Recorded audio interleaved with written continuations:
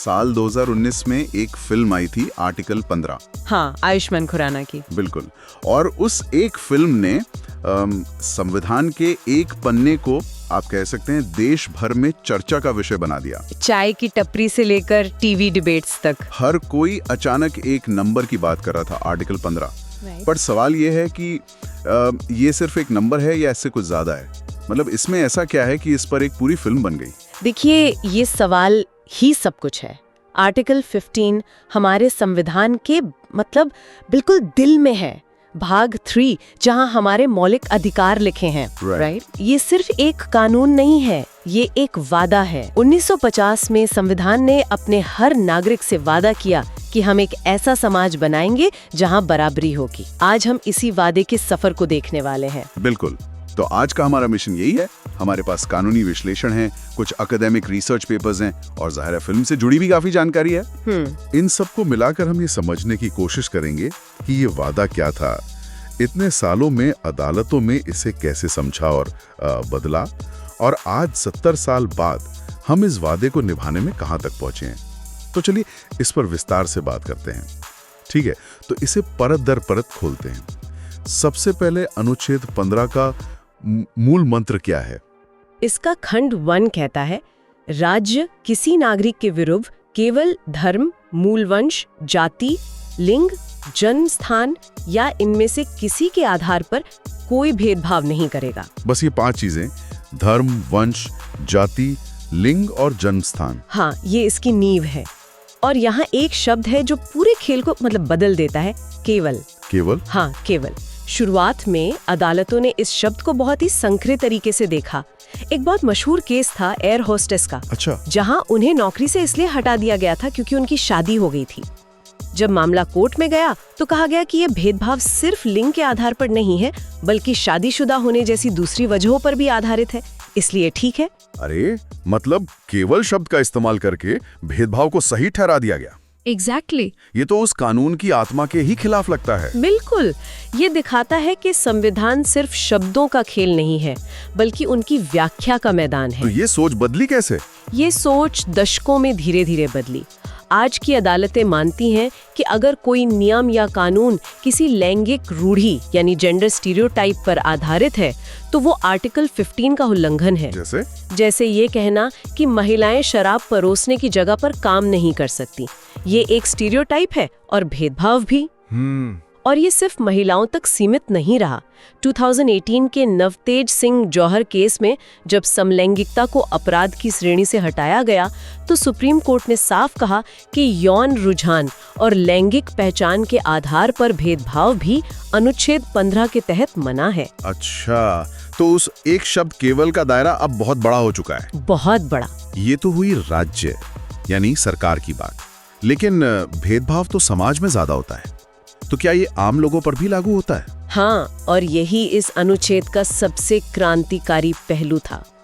अनुच्छेद 15(2) कहता है कि कोई भी नागरिक किसी दूसरे नागरिक को दुकानों, होटलों, रेस्टोरेंट्स में जाने से नहीं रोक सकता। ओके। या फिर कुओं, तालाबों, सड़कों का इस्तेमाल करने से नहीं रोक सकता जो जनता के लिए बने हैं।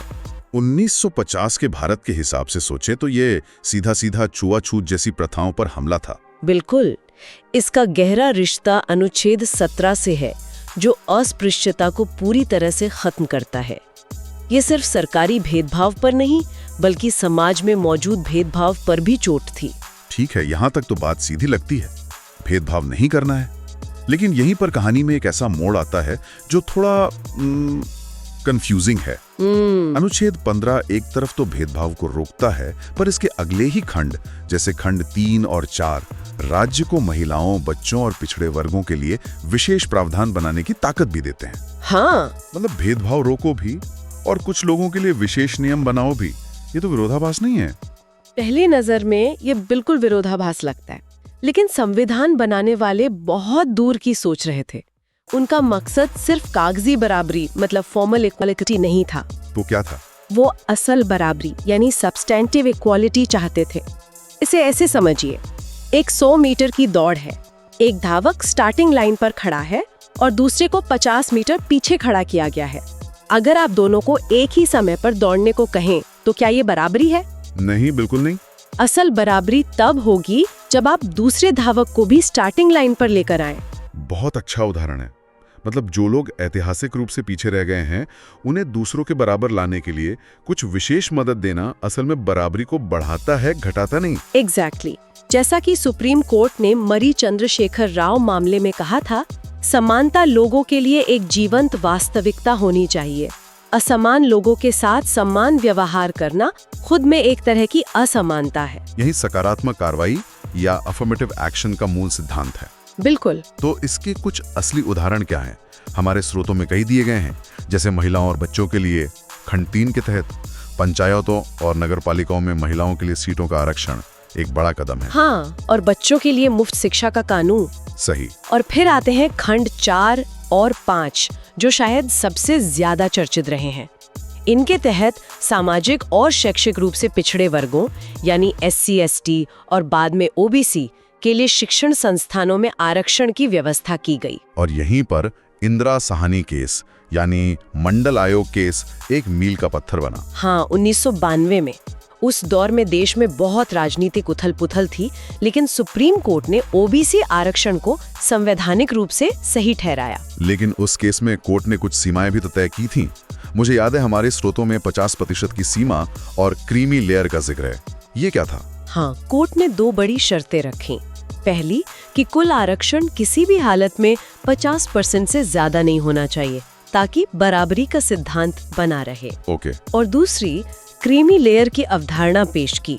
इसका मतलब था कि पिछड़े वर्गों के वो लोग जो आर्थिक और सामाजिक रूप से काफी आगे बढ़ चुके हैं, उन्हें आरक्षण का लाभ नहीं मिलना चाहिए, ताकि इसका फायदा उन तक पहुंचे जिन्हें इसकी सबसे ज्यादा जरूरत है। बिल्कुल सही। और फिर इस कहानी में एक बिल्कुल नया अध्याय जुड़ा 2019 में 103 में संविधान संशोधन के जरिए। हाँ, अनुच्छेद 15 में खंड 6 जोड़ा गया। इसमें आर्थिक रूप से कमजोर वर्गों यानी EWS के लिए 10% आरक्षण की शुरुआत की। और ये सिर्फ एक और आरक्षण कोटा नहीं था, इसने 70 साल से चले आ रहे आरक्षण के मूल विचार को ही बदल दिया। कैसे? अब तक आरक्षण की बुनियाद सामाजिक पिछड़ापन थी, किसी समूह के साथ हुआ ऐतिहासिक अन्याय। लेकिन EWS ने इसे पहली बार पूरी तरह से व्यक्तिगत आर्थिक स्थिति पर आधारित कर दिया। ये एक बहुत बड़ा वैचारिक बदलाव था, बहुत बड़ा।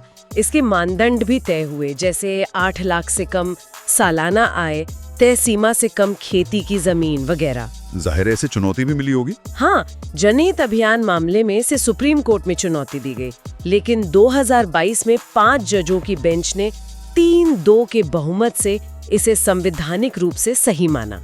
अच्छा। कोर्ट का कहना था कि आर्थिक आधार पर आरक्षण संविधान के मूल ढांचे का उल्लंघन नहीं करता। इस फैसले पर आज भी बहस जारी है। यहाँ एक और गहरा सवाल उठता है, ये जो विशेष प्रावधान है जिन्हें संरक्षणात्मक भेदभाव भी कहा जाता है, क्या ये कभी-कभी उल्टे भी पड़ सकते हैं? किस तरह से? हमारे पास जो अकादमिक शोध है वो एक दिलचस्प बात कहता है, जैसे ये कहना कि महिलाएं बहुत अच्छी सचिव बनती हैं, ये उनकी तारीफ भी हो सकती है और उन्हें लीडरशिप की भूमिकाओं से बाहर रखने का एक क्या कहते हैं, सटल तरीका भी। ये बहुत ही बारीक लेकिन जरूरी बात है। क्या सुरक्षा के नाम पर हम कई बार लोगों को सीमित कर देते हैं? बिल्कुल। इसीलिए अब एक्सपर्ट्स कहते हैं कि किसी भी अफर्मेटिव एक्शन को उसके डिजाइन पर परखना चाहिए। क्या वो उपाय किसी हानिकारक स्टीरियोटाइप को मजबूत कर रहा है? क्या उससे कोई अनचाहा नुकसान हो रहा है? एक बहुत मशहूर शोधकर्ता है किम्बरले क्रेनशॉ। उन्होंने एक कमाल का रूपक दिया है। वो कहती हैं कि हमारा ध्यान धावक पर नहीं बल्कि दौड़ के रास्ते पर होना चाहिए। मतलब व्यवस्था पर। हाँ, अगर रास्ते में गड्ढे हैं तो आप धावक को दोष नहीं दे सकते, आपको रास्ता ठीक करना होगा। जब हम व्यवस्था की बाधाओं को हटाने पर ध्यान देते हैं तो हम व्यक्ति पर लांछन लगाने से बच जाते हैं। ये जो संरचनात्मक बाधाओं वाली बात है, मुझे लगता है आर्टिकल 15 फिल्म इसी को दिखाने की कोशिश करती है। हाँ, लेकिन शायद एक अलग नजरिए से। फिल्म की कहानी एक शहरी पढ़ा लिखा IPS ऑफिसर है जिसे एक गांव में पोस्टिंग मिलती है। वहां वो 2 दलित लड़कियों के गैंगरेप और मर्डर केस की जांच करता है और पहली बार भारत की जाति व्यवस्था की क्रूर सच्चाई से उसका सामना होता है। और ये फिल्म 2014 के बदायूं केस जैसी सच्ची घटनाओं से प्रेरित है। बिल्कुल। फिल्म को समीक्षकों ने बहुत पसंद किया। रॉटन टोमेटोज पर इसकी 90% रेटिंग है और इसे कई पुरस्कार भी मिले। हाँ, लेकिन इसकी आलोचना भी उतनी जोरदार हुई थी। और आलोचना का केंद्र था फिल्म का हीरो। कई लोगों ने कहा कि ये एक और ब्राह्मण उद्धारकर्ता वाली कहानी है, जहां एक उच्च जाति का हीरो आता है और दबे कुचले लोगों को बचाता है।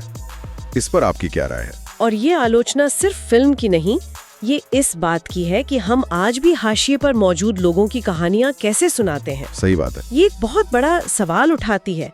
ऐसी कहानियों का नायक कौन होना चाहिए? क्या एक वंचित समुदाय का संघर्ष, उनकी एजेंसी, उनकी लड़ाई बिना किसी बाहरी हीरो के अपने आप में एक पूरी कहानी नहीं है? ये सवाल सीधे सीधे सशक्तिकरण के मॉडल पर चोट करता है कि क्या सशक्तिकरण बाहर से आता है या अंदर से? तो इन सब कानूनों, बहसों और फिल्मों का जमीन पर क्या असर हुआ है? क्या आर्टिकल 15 ने वाकई भारत को बदला है? कुछ बड़े मामलों को देखें तो तस्वीर साफ होती है, जैसे विशाखा बनाम राजस्थान राज्य का मामला। ओह हाँ, वो तो क्लासिक केस है। ये मामला कार्यस्थल पर यौन उत्पीड़न से जुड़ा था और उस समय इस पर कोई कानून नहीं था। बिल्कुल नहीं था। तब सुप्रीम कोर्ट ने आर्टिकल 15 के बराबरी के सिद्धांत का इस्तेमाल करते हुए मशहूर विशाखा दिशा निर्देश जारी किए। इसने पहली बार काम की जगह पर महिलाओं की सुरक्षा को एक कानूनी ढांचा दिया, जो बाद में एक पूरा कानून बना। बिल्कुल। और हाल का एक और उदाहरण है शायरा बानो बना भारत संघ केस, 3 तलाक केस। हाँ, उस मामले में सुप्रीम कोर्ट ने एक साथ 3 तलाक कहने की प्रथा को असंवैधानिक घोषित कर दिया। कोर्ट ने साफ कहा कि ये प्रथा महिलाओं के साथ लैंगिक भेदभाव करती है और इसलिए आर्टिकल 15 का उल्लंघन है। तो इन मामलों से पता चलता है कि कैसे इस एक अनुच्छेद का दायरा लगातार बढ़ रहा है और ये लोगों की जिंदगी के नए नए पहलुओं को छू रहा है। ये तो हुई सफलता की कहानियां, लेकिन सिक्के का दूसरा पहलू भी है। कानून तो है, पर क्या समाज बदला है? अनुसूचित जाति और जनजाति के खिलाफ होने वाले अत्याचार के आंकड़े तो कुछ और ही कहानी कहते हैं। सजा की दर आज भी बहुत कम है। यही सबसे बड़ी चुनौती है। ये कानूनी वादे और सामाजिक हकीकत के बीच का फासला है। आर्टिकल 15 मुख्य रूप से राज्य को भेदभाव करने से रोकता है, सरकार को। हाँ, लेकिन उस भेदभाव का क्या जो निजी जिंदगी में होता है? जब कोई परिवार अपने बच्चों को दूसरी जाति में शादी करने से रोकता है, या जब कोई मकान मालिक किसी खास धर्म के व्यक्ति को घर किराए पर नहीं देता, कानून वहाँ तक कैसे पहुँचेगा? ये लड़ाई अदालत से ज्यादा समाज में लड़ी जानी है। बिल्कुल। तो आज की इस पूरी चर्चा को अगर समेटना हो तो हम क्या कह सकते हैं? ऐसा लगता है कि अनुच्छेद 15 एक 2-धारी तलवार की तरह है। कैसे? एक धार भेदभाव को काटती है, धर्म, जाति, लिंग के आधार पर, और दूसरी धार उन लोगों को सशक्त करती है जो ऐतिहासिक रूप से पीछे रह गए हैं। उन्हें विशेष प्रावधान देकर आगे लाती है। बिल्कुल सही कहा। ये कोई पत्थर पर लिखी हुई लकीर नहीं है। ये एक जीवंत सांस लेता हुआ दस्तावेज है जिसकी अदालतें लगातार नई व्याख्या कर रही हैं। और जैसा हमने देखा, आर्टिकल 15 जैसी फिल्मों के जरिए ये हमारी संस्कृति का, हमारी बातचीत का हिस्सा बन रहा है। हाँ, ये दिखाता है कि समानता का संघर्ष सिर्फ कोर्टरूम में नहीं, बल्कि हमारे सिनेमा हॉल में, हमारे लिविंग रूम में, हर जगह लड़ा जा रहा है। ये कभी न खत्म होने वाली प्रक्रिया है। और इसी बात पर मैं एक आखिरी सवाल के साथ इस चर्चा को खत्म करना चाहूंगी। जरूर। हमारे स्रोत भेदभाव के कुछ नए 21वीं सदी के रूपों का जिक्र करते हैं। सोशल मीडिया पर जाति आधारित नफरत, नौकरियों के लिए इस्तेमाल होने वाले एल्गोरिदम में छिपा हुआ पूर्वाग्रह, एल्गोरिथमिक बायस। हाँ, जो शायद किसी खास लिंग या समुदाय के लोगों को अपने आप छांट देता है, और डिजिटल डिवाइड जो अवसरों की एक नई खाई बना रहा है। सवाल ये है कि 1950 में लिखा गया हमारा संविधान और उसका अनुच्छेद 15 इन नई चुनौतियों का सामना कैसे करेगा? समानता के वादे को पूरा करने के लिए शायद यह हमारी अगली सबसे बड़ी लड़ाई है।